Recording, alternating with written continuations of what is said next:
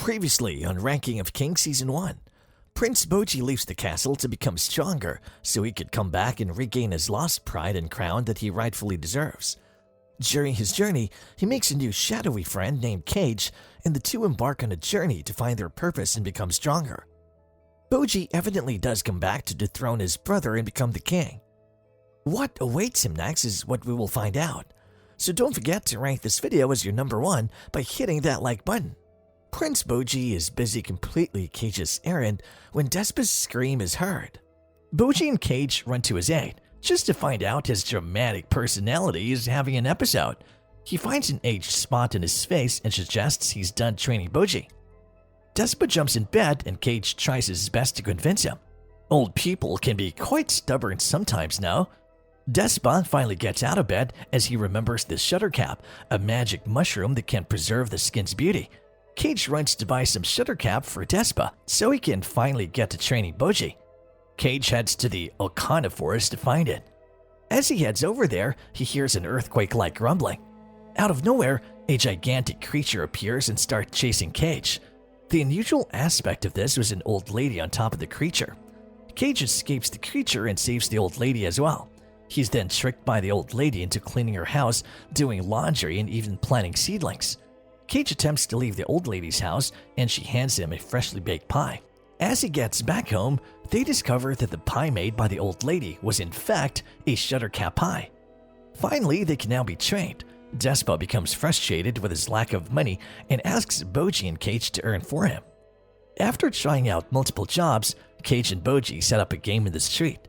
The game is clever as the player has to throw a beanbag at Bojji from a distance. Through this, Bojji and Kage make enough money to make Despa happy. A little girl comes to them with a large amount of coins and asks to play. As she loses, Bojji feels like something is wrong with the girl and follows her. They find the helpless girl crying because she wanted to buy medicines for her mother, but instead lost all the money she had. Bojji feels regretful and Despa decides to come up with a plan to help the poor girl. He takes this as an opportunity to invest in the little girl. Despa briefs his plan to Bojji and Kage. Bojji completes his training with Despa and Kage, and Bojji on their journey back to the Kingdom of Boss. As they are on the journey back home, Bojji and Kage are accompanied by the Order of the Underworld. Scared of the rumors of beasts and wild animals, Bojji and Kage follow the suspicious shadows, only to find out a house that is scattered from the inside. Bojji and Kage discover a small band of thieves who broke into a family's house. They didn't seem any different than wild beasts. A courageous and newly trained Bojji takes down the thieves, and Kage comes to the baby's aid, which is held as a threat by one of the thieves. The group, including the captain, heads to the Kingdom of Boss, while an interesting turn of events take place. Bojji is lost in the mysterious desert and is finally found by Kage. Familiar creatures appear out of nowhere, but they seem to be unharmful until a giant, wild horse-like creature appears. The soldiers and Bojji try their best to defeat it, but later find out the creature only wanted to take back its child. This anime seems to have more twists and turns than the tornado that suddenly appeared, sucked in all the creatures and tried to take Bojji too. Kage holds on to Bojji and saves him.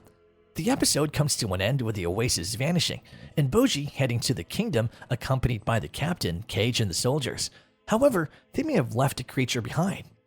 Seems like it isn't that important. We're invited by a dream segment into which Queen Hyling is running around, calling out for Dida. As she reaches a transparent door, she tells Dida to be strong. Queen Hyling wakes up from this terrifying dream to find herself in the middle of greenery and mountains. She tries to hurry back to the castle and tells Dorsh she would be executed if he tried to stop her. Well, talk about fast service, huh? Dorsh calms down Hyling and emphasizes that they need allies to save Dida.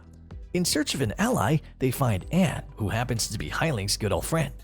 Anne and Queen Hyling share a wholesome moment. Hyling, Anne, and Dorsh head out to work together. Anne suggests launching a surprise attack, but Hyling grows impatient. After much needed convincing by Dorsh, Hyling decides to agree. The guards accompanying them have a face-off with some intruders who turn out to be from a village named Zakuri. A short battle takes place, which is observed by Hyling, who decides to take part in it. As the fight comes to an end with the help of Dorsh and Anne, Hyling places a death promise on one of the intruders, which turns out to be fake to scare the intruder and make him quit evil deeds. Just when he thought Hyling couldn't get any more clever. Hyling, Dorsch, and Anne make their way to the Kingdom of Boss to save Daida once again. We now get a backstory showing the Kingdom of Boss. It's a backstory to Daida and magic. Two adorable little boys, Daida and Bojji, try to rescue an injured bird.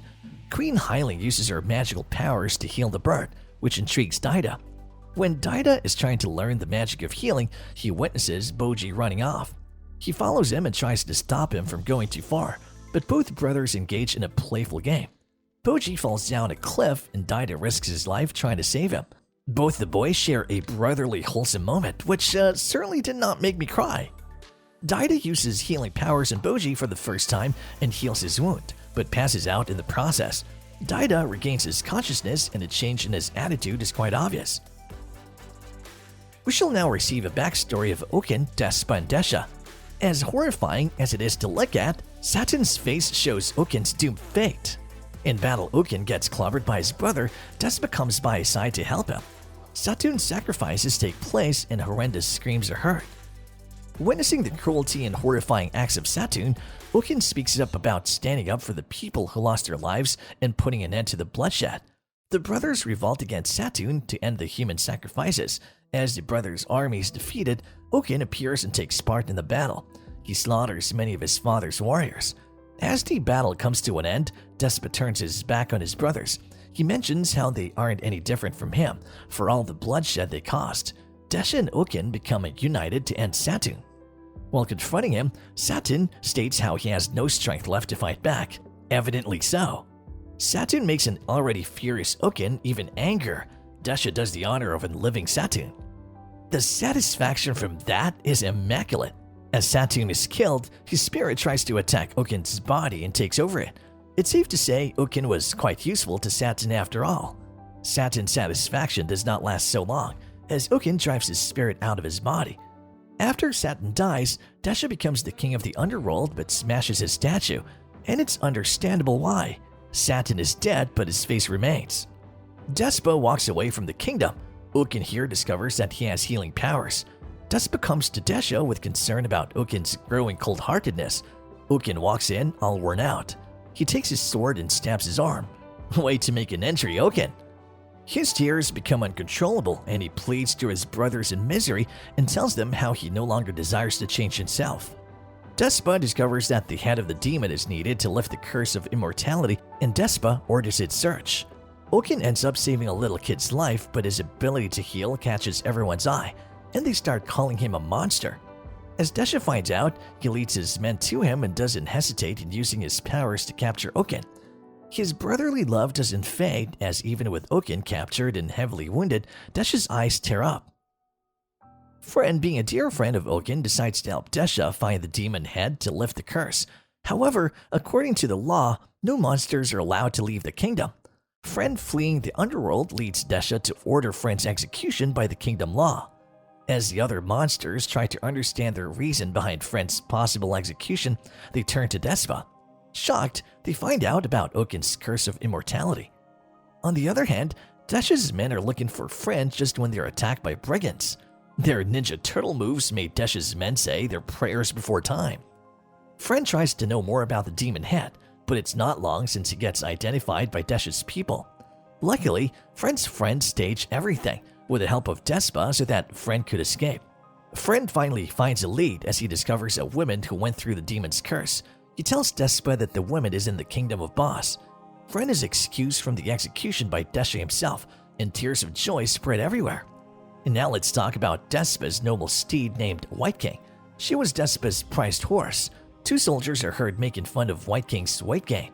Who knew fat shaming applied to animals as well?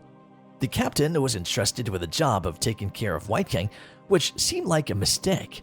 The captain forgot and then struggles to put White King on a diet.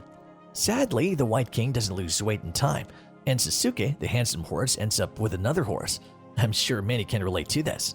White King does go back to her original beauty but falls into a spiral of overeating due to depression.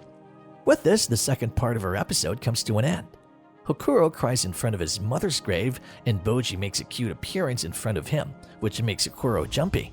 This is the start of their beautiful friendship and Hokuro's determination to keep Bojji safe. Hokuro starts using sign language with Bojji, which leads him to participate in the journey with him and also causes Queen Hyling to select him. Hokuro learning sign language for the sake of Bojji showed not only determination but also purity and a sign of true care. With Hokuro accompanying Bojji, our episode comes to an end. We can't wait to find out more of Bojji and the rest of their adventures in the coming episodes. Until then, don't forget to like and subscribe.